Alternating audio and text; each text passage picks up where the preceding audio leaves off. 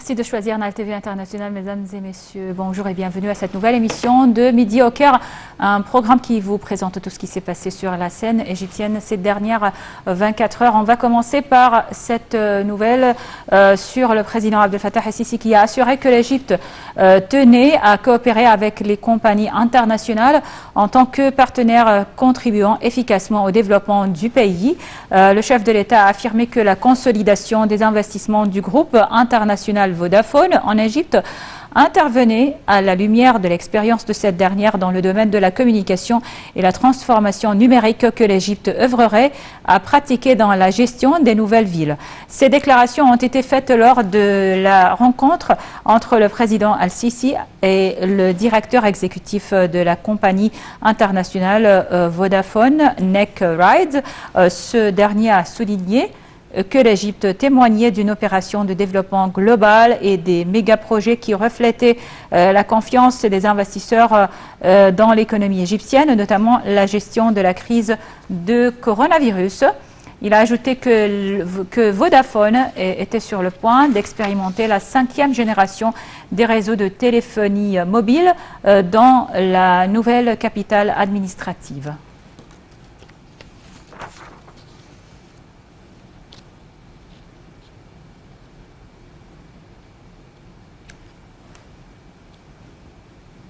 Le président Abdel Fattah el-Sisi a rencontré hier le Premier ministre Moustapha Madbouli et le ministre des Communications et des Technologies de l'Information, Dr Amr Talat. La réunion a porté sur le suivi des projets nationaux liés au secteur des communications et des technologies de l'information. Voici les détails dans ce commentaire.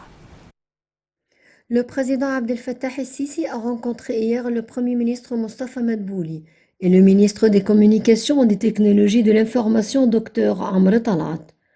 Le porte-parole de la présidence a déclaré que la réunion a porté sur le suivi des projets nationaux liés au secteur des communications et des technologies de l'information. Le président el-Sisi a donné ses directives d'utiliser les dernières technologies et normes internationales pour mettre en œuvre des projets du secteur des communications et des technologies de l'information pour doubler les capacités de l'infrastructure d'information numérique du pays. Outre la formation des cadres humains sur les compétences numériques pour soutenir les performances du gouvernement et fournir les derniers services numériques pour les citoyens et le secteur des entreprises au niveau de la République, ce qui mène à l'inclusion numérique et à la consolidation des règles de l'économie numérique. Le porte-parole a déclaré aussi que le ministre des Communications a présenté au cours de la réunion la position exécutive d'un certain nombre de projets mis en œuvre par le ministère dans les secteurs de communication et des technologies de l'information qui comprenaient la préparation d'une stratégie d'intelligence artificielle augmentant le niveau de performance des services gouvernementaux ainsi que l'élargissement de la préparation des cadres humains dans le secteur de communication et des technologies de l'information, ainsi que préparer les compétences numériques et les efforts de fabrication d'ordinateurs scolaires.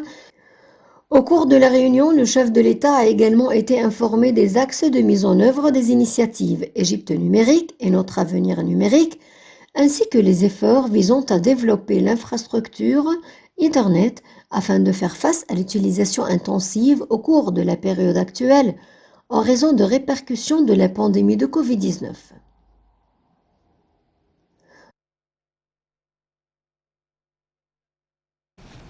Le président Abdel Fattah el-Sisi a envoyé un message de condoléances à l'émir du Koweït, Nawaf Al-Ahmad Al-Jaber Al-Soubah, déplorant la mort de Cheikh Soubah Al-Ahmad Al-Jaber Al-Soubah, l'ancien ministre de la Défense et fils du feu émir du Koweït.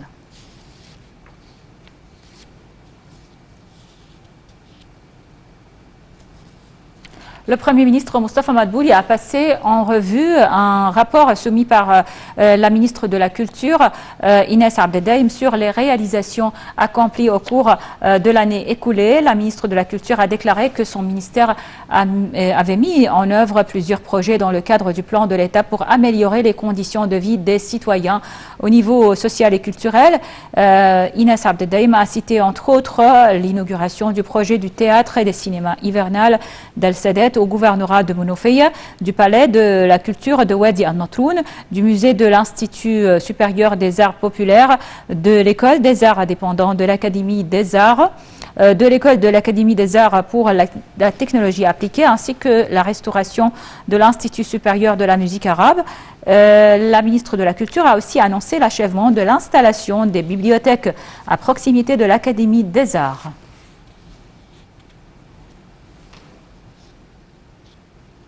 Le chef du gouvernement, Moustapha Madbouli, a chargé la ministre de la Santé, Dr Hala Zeid, d'entreprendre toutes les mesures nécessaires afin de faciliter les procédures de vaccination contre le Covid-19.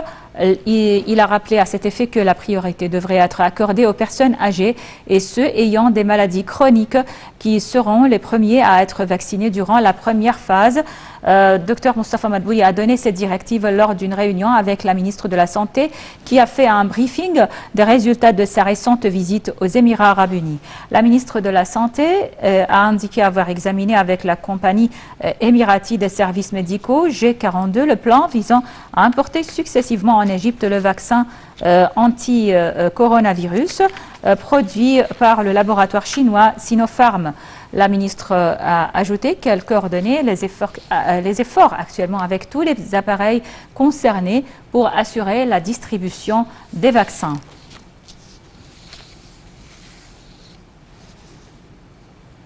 Lors de son allocution prononcée au nom du Premier ministre Moustapha Madbouli pendant la séance d'ouverture de la 7e conférence économique de l'association Akhbar al-Youm, le ministre des Finances, Dr Mohamed Maït, a affirmé que le gouvernement a pu dégager un excédent préliminaire de 105 milliards et demi de livres égyptiennes dans le budget de l'État malgré la pandémie de coronavirus.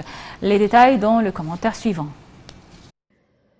Le gouvernement a pu dégager un excédent préliminaire de 105 milliards et demi de livres égyptiens dans le budget de l'État, malgré la pandémie de coronavirus, a affirmé le ministre des Finances, Mohamed Maït, lors de son allocution prononcée au nom du Premier ministre Moustapha Madbouli pendant la séance d'ouverture de la 7e conférence économique de Akhbar al-Youm.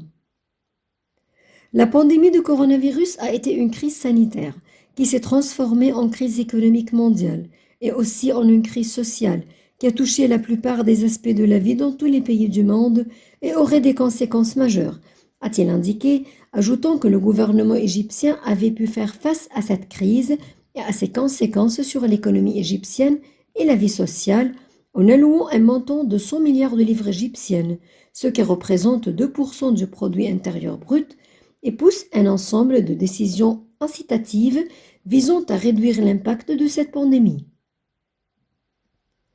M. Maït a signalé que toutes ces mesures visent à faire face aux conséquences de la crise et également à limiter ses effets sur le chômage et la situation économique, ainsi que sur les aspects sociaux de la société égyptienne.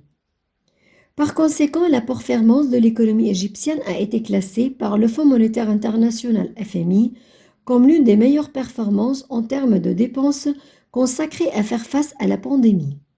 Le ministre des Finances a également affirmé que le gouvernement est déterminé à stimuler l'économie en poursuivant des politiques financières et monétaires équilibrées et en investissant dans le pompage de gros investissements dans tous les domaines et secteurs, ainsi que des grandes réformes structurelles qui ont été et seront entreprises par le gouvernement au cours de la prochaine période.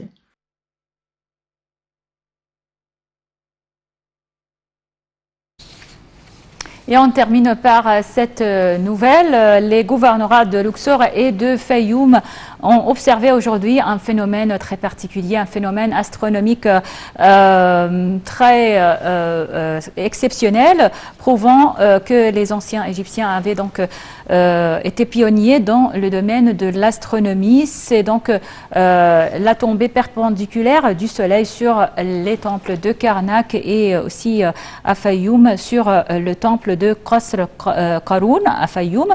Durant ce phénomène très particulier, les rayons du Soleil tombent perpendiculairement sur l'axe principal des temples de Karnak à Luxor et sur le Quds al-Aqdas, ou comme on dit le Saint des Saints, au temple de Qasr Qarun à Fayoum, simultanément avec le jour du début de la saison d'hiver, le 21 décembre. Ça, c'est coïncident avec le premier jour de la saison d'hiver qui commence bien sûr le 21 décembre.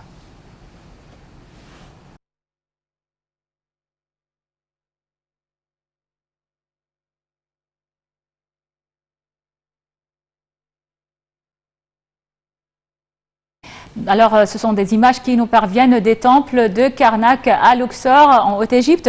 Alors, avec cette nouvelle, nous arrivons à la fin de cette émission de Midi au Caire. Merci pour votre attention. Je vous laisse avec la suite de nos programmes sur Nile TV International. À tout à l'heure.